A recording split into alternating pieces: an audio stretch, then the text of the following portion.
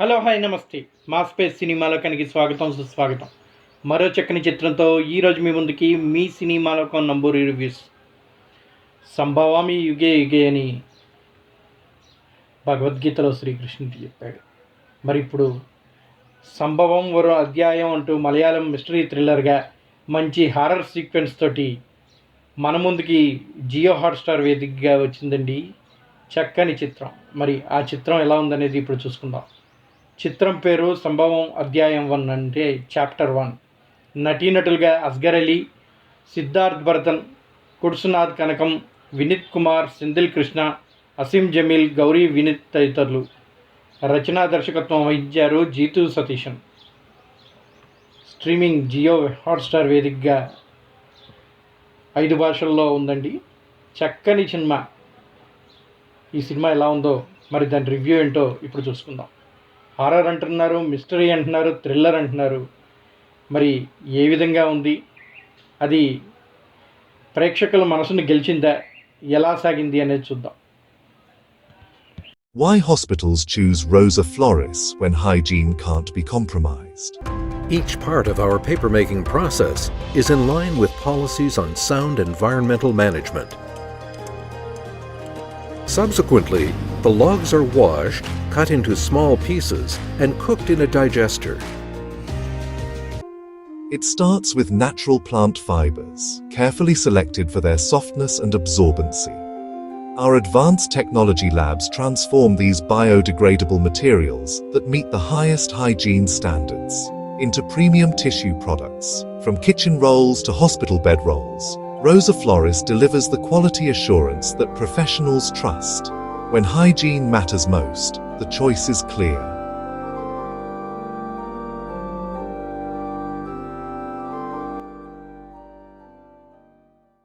ఆసక్తికర కథా కథనాలతో ప్రేక్షకులను అలరిస్తున్నారు మలయాళ దర్శకులు. అలా జీతు సతీషన్ దర్శకత్వంలో రూపొందించిన తాజా చిత్రం మిస్టరీ థ్రిల్లర్గా మన ముందుకు వచ్చింది సంభవం అధ్యాయం 1. అతి తక్కువ బడ్జెట్తో రూపొందించిన ఈ మూవీ సుమారు 6 కోట్ల పైగా వసూలు చేసిందంట. మరి ఓటీటీ స్ట్రీమింగ్కి వచ్చిన ఈ మూవీ ఎలా ఉందో ప్రతి ఒక్కరికి చూసే అవకాశం ఇస్తుంది మన జియో హాట్స్టార్. ఇప్పుడు ఆ కథ విషయంలోకి వెళ్దాం. కర్ణాటక కేరళ సరిహద్దుల్లో అటవీ ప్రాంతంలో ఉన్న పోలీస్ స్టేషన్కు బదిలీ అవుతాడు అస్గర్ అలీ, మన హీరో ఆనంద్.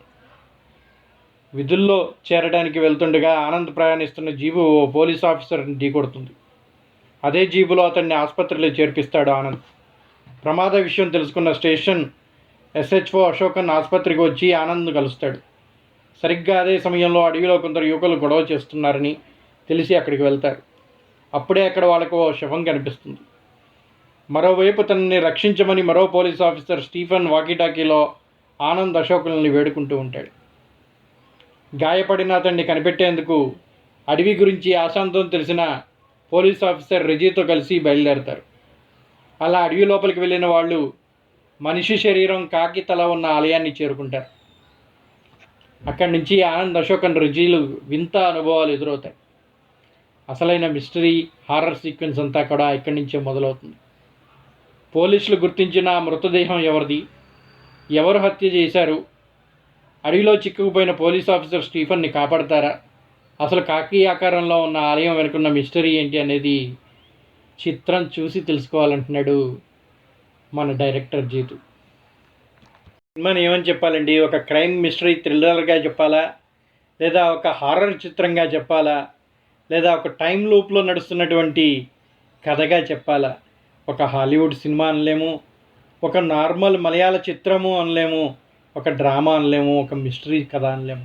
అన్నిటినీ కలిపి అద్భుతంగా తెరకెక్కించారు మన Malayalam director Jitu Satheesan. Crime mystery thriller అంటూ ఓటీటీలోకి మంచి ఆదరణలో ఉన్న సంగతి తెలిసిందే. భాషతో సంబంధం లేకుండా అందరూ ఆస్వాదిస్తున్నారు. అలాంటి కథా కథనాలతో టైం లూప్ అనే కాన్సెప్ట్ జోడించి సంభవం చాప్టర్ 1 ఆద్యంతం ఆసక్తికరంగా తీర్చిదిద్దడంలో దర్శకుడు జీతు సతీష్కి మంచి మార్కులే పడతాయి. కథను ఇలాంటి కాన్సెప్ట్తో బ్లెండ్ చేసినప్పుడు సగటు ప్రేక్షకుడికి సినిమా అర్థం అవటం కన్నా తికమక ఎక్కువగా ఉంటుంది. ముఖ్యంగా కథానాయకుడు ఏ టైంలో నుంచి ఏ టైంలో ఉన్నాడు అనే విషయం అర్థం కావడానికి చాలా టైం పడుతుంది. ఒక విధంగా చెప్పాలంటే కొత్తగా చూసే ప్రేక్షకులకి అంతా గందరగోళంగా ఉంటుంది. నెక్స్ట్ ఏం జరుగుతుందనేది ఊహించడం హేమాహేమీల తరం కూడా కానట్టుగా ఉంది. అందుకే ఇలాంటి కథలు ఏకబిగిన చూడాల్సిందే. ఈ విషయంలో దర్శకుడు స్పష్టత ఉండేలా జాగ్రత్తలు తీసుకున్నాడు. ఒక యువతి ఫారెన్ యువకుడి హత్యతో సినిమా ఆరంభించి ఆ హత్య వెనుక కారణాన్ని చెప్పకుండా వర్తమానానికి కథను డ్రైవ్ చేశాడు. గర్భిణీ అయిన భార్యను వదిలి ఆనంద్ విధుల్లో చేరడానికి రావడం, అక్కడ తాను ప్రయాణిస్తున్న జీపు కింద పడి ఓ పోలీసు అధికారి గాయపడటం, అతని వాకీటాకీని ఆనంద్ తీసుకోవడం, ఇలా అసలు కథను పట్టాలెక్కించడానికి, ఈ కథా ప్రపంచంలోకి ప్రేక్షకుడిని తీసుకెళ్ళడానికి దర్శకుడు కొద్దిగా సమయం తీసుకున్నాడు. ఎప్పుడైతే ఆనంద్ అశోకన్ రెజీలు అడవిలోకి వెళ్తారో అసలు కథ అక్కడే మొదలైంది. ముఖ్యంగా కాకి ముఖం ఉన్న ఆలయానికి వెళ్తారు. అక్కడి నుంచి జరిగే ప్రతిదీ విచిత్రంగా ఉంటుంది. అక్కడి నుంచి కథ కాస్త సంక్లిష్టంగా అనిపిస్తూ ఉంటుంది. ఏదో జరుగుతుందనే ఆసక్తి మాత్రం సడలనీయకుండా దర్శకుడు సన్నివేశాలని నడిపిస్తూ ఉన్నాడు. గాయపడిన పోలీస్ కోసం ఆనంద్ అతడి టీం అడవిలోకి వెతికితే క్రమంలో ఆసక్తికర విషయాలు తెలుస్తాయి. అడవిలో జరిగే ఒక్క సంఘటన నుంచి ఇటు ప్రేక్షకుడికి అటు ఆనంద్కి ఒక విషయాన్ని అర్థం చేసుకుంటూ ఉంటారు. అవన్నీ థ్రిల్లింగ్గా అనిపిస్తాయి. ఎప్పుడైతే కాకి ఆలయం కథ తెలిసిందో అప్పుడు అసలు విషయం తెలుస్తుంది. మొదటి సన్నివేశం కథకి కాకి ముఖానికి ఉన్న విగ్రహానికి సంబంధం తెలుస్తుంది. గాయపడిన స్టీఫెన్ ఎవరో తెలిసిన తర్వాత ప్రేక్షకుడు ఆనంద్ ఇద్దరూ ఆశ్చర్యపోతారు. అదేంటో తెరపైనే చూడాలి. చివరి 40 నిమిషాలు రివీల్ అయ్యే ట్విస్టులు అలరిస్తాయి.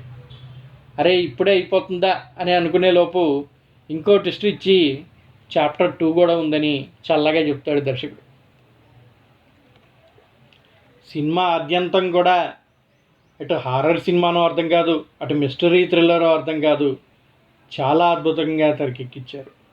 మంచి హారర్ మ్యూజిక్, ఆ బ్యాక్గ్రౌండ్ విజువల్స్ అద్భుతంగా ఉన్నాయి. ఎప్పుడో పోర్చుగీస్ రాజులు భారతదేశంపైకి దండయాత్రకు వచ్చినప్పుడు మొదలైన కథని నేటి యుగంలోకి తీసుకొచ్చి ఇప్పటి దానికి ఫ్యూచర్ దానికి కూడా లింక్ పెట్టి అద్భుతమైన టైం లూప్ సీక్వెన్స్ తోటి ఆడుకున్నాడు దర్శకుడు. కొద్దిగా కొత్త వాళ్ళకి కొంచెం డిఫరెంట్గా ఏమీ అర్థం కాకుండా తికమకంగా అనిపించినప్పటికీ హాలీవుడ్ సినిమాలు చూసే వాళ్ళకి మాత్రం వాళ్ళకన్నా చాలా బాగా తీసాడు దర్శకుడు అనిపిస్తుంది. పోలీస్ ఆఫీసర్ ఆనంద్గా చేసిన అస్గర్ అలీ ఒక్కడే ఓటీటీ ద్వారా మన వాళ్ళకి కాస్త సుపరిచితుడు. టైం లూప్లో చిక్కుకుపోయి బయటపడేందుకు ప్రయత్నాలు చేసే పోలీస్ ఆఫీసర్గా చక్కగా నటించాడు. మిగిలిన వాళ్ళు తమ పరిధి మేరకు నటించారు. సాంకేతికంగా సినిమా చాలా బాగుంది. నేపథ్య సంగీతం, సినిమాటోగ్రఫీ కథలోనే డెప్త్ని మరింత ఎలివేట్ చేశాయి. దర్శకుడు సతీషన్ ఎంచుకున్న కాన్సెప్ట్ కాస్త సంక్లిష్టమైనా చాలా వరకు అర్థమయ్యేలా చూపించడానికి ప్రయత్నించాడు. ఆరంభంలో కాస్త స్లోగా ఉన్నా చివరకు వచ్చేసరికి ట్విస్టులు అలరించేలా రాసుకున్నాడు. స్క్రీన్ ప్లే అద్భుతంగా చూపించారు. కుటుంబంతో ప్రతి ఒక్కళ్ళు కూడా భయపడకుండా చూడగలిగే సినిమా.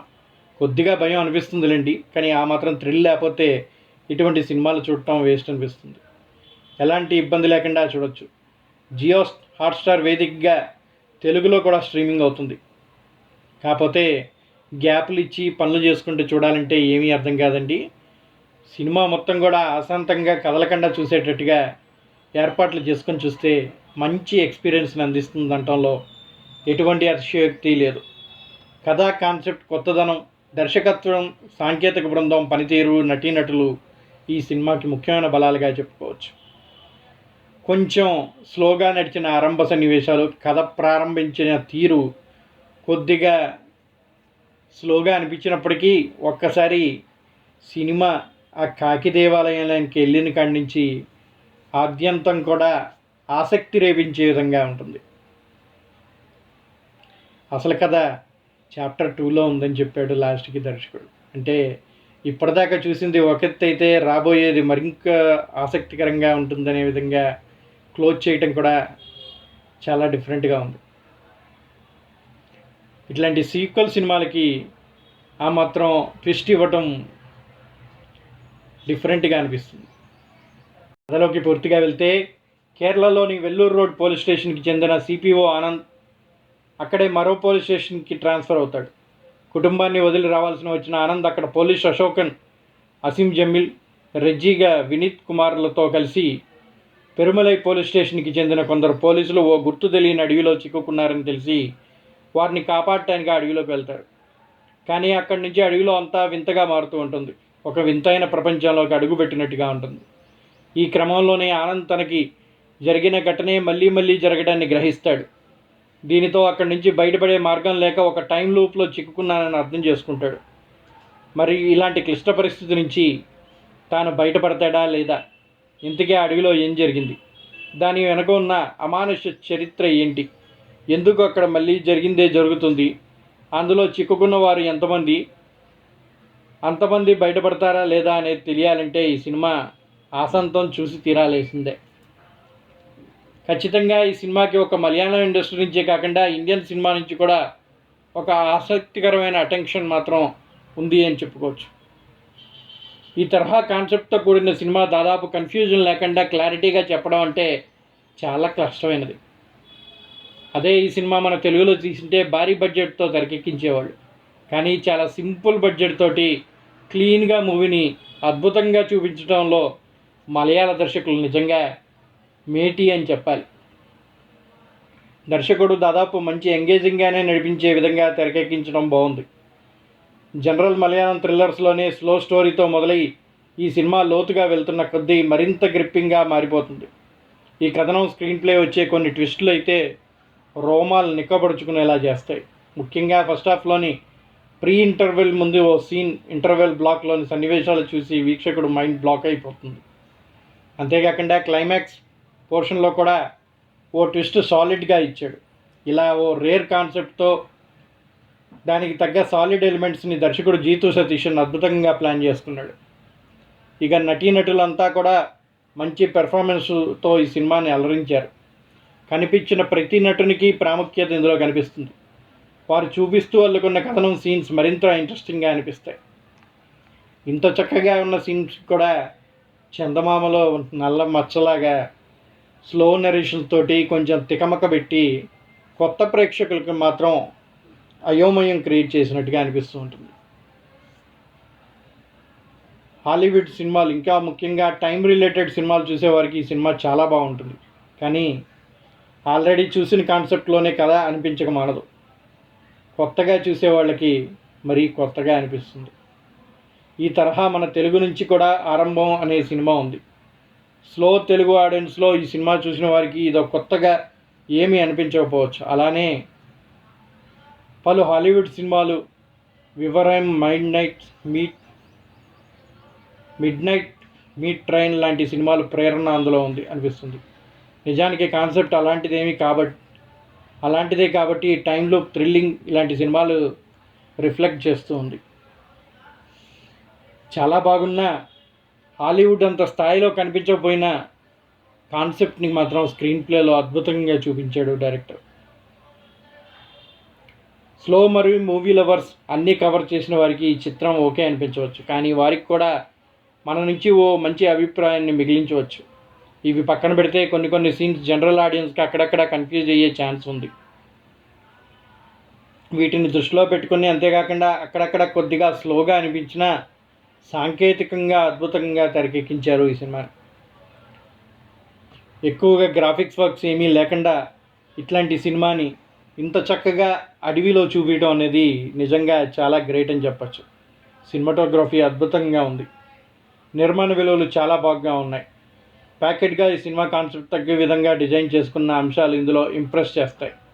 మ్యూజిక్ బాగుంది, కెమెరా వర్క్ కూడా సాలిడ్, ఎడిటింగ్ కూడా నీట్గా ఉంది. హాట్స్టార్ వారు తెలుగు డబ్బింగ్తో కూడా బాగుంది. ఇక దర్శకుడు జీతు సతీషన్ మంగళోతు విషయానికి వస్తే తన వర్క్ ఈ సినిమాను మెప్పిస్తుంది. చాలా పక్కాగా నీట్గా తాను డిజైన్ చేసుకున్న స్క్రీన్ ప్లే ఇందులో హైలైట్ అయితే దానిని తాను చక్కగా తెరపై ఆవిష్కరించడం అనేది తనలోని క్లారిటీ, ఫిల్మ్ మేకర్ని చూపిస్తుంది. ఈ తరహా కాన్సెప్ట్ సినిమాల నుంచి ప్రేరణ తనలో కలిగి ఉండొచ్చు, కానీ ఈ జోనర్లో సాలిడ్ సినిమాని, కొత్తదనాన్ని మాత్రం చూపించాడంటంలో ఎటువంటి అతిశయోక్తి లేదు.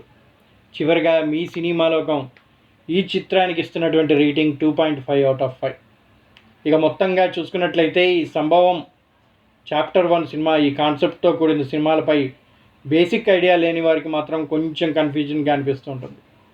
ఒక రేంజ్లో థ్రిల్ ట్రీట్ని అందిస్తుంది. టైమ్ లూప్ కథనంలో వచ్చే పలు ట్విస్టులు, స్క్రీన్ ప్లే ఇందులో ప్రధాన హైలైట్గా నిలుస్తాయి. అలానే నటీనటులు కూడా చాలా ఇంప్రెసివ్ పర్ఫార్మెన్స్ అందించారు. జనరల్ ఆడియన్స్కి కొన్ని చోట్ల కన్ఫ్యూజన్ సీన్స్, కొంచెం స్లో కథనం పక్కన పెడితే టైమ్ లూప్ మిస్టరీ థ్రిల్లర్ ఇంతకన్నా చక్కగా ఎవరు డిజైన్ చేయలేరు అని చెప్పచ్చు. సో ఇంకెందుకు ఆలస్యం, హాట్స్టార్ మీకు కూడా ఉంది కదా సబ్స్క్రిప్షన్, ఒకసారి ప్రయత్నించండి. ప్రతి ఒక్కళ్ళు కూడా సంతోషిస్తారు. చిన్న పిల్లల దగ్గర నుంచి ముసలివాళ్ళ వరకు అందరూ కూడా ఫ్యామిలీతో ఎంటర్టైన్ చేయగలిగే చక్కని సినిమా కాదని చెప్పచ్చు. That's all for now. మీకు ఈ సినిమా నచ్చినట్టయితే మర్చిపోకుండా మా ఈ రివ్యూకి ఒక లైక్ని అందించండి. అలాగే ఇప్పటివరకు మన ఛానల్ని సబ్స్క్రైబ్ చేసుకునే వాళ్ళు ఎవరైనా ఉంటే దయచేసి సబ్స్క్రైబ్ చేసుకోండి. అలాగే మీ మిత్రులు, సన్నిహితులు, స్నేహితులు, బంధువులకి మా స్పేస్ సినిమాలోకం ఛానల్ని షేర్ చేయండి. సబ్స్క్రైబ్ చేయటం మాత్రం మర్చిపోకండి. అలాగే మీకు మాకు ఏమన్నా తెలియచేయాలనుకున్నా, ఈ సినిమా మీకు ఎలా అనిపించింది అనేది రివ్యూ తెలియచేయాలనుకున్నా కామెంట్ బాక్స్లో తెలియచేయటం మాత్రం మర్చిపోకండి. That's all for now. Signing off మీ నంబూరి. మరో చక్కని చిత్రంతో మళ్ళీ మీ ముందుకు వస్తాం. టిల్ దెన్, జై హింద్, జై భారత్.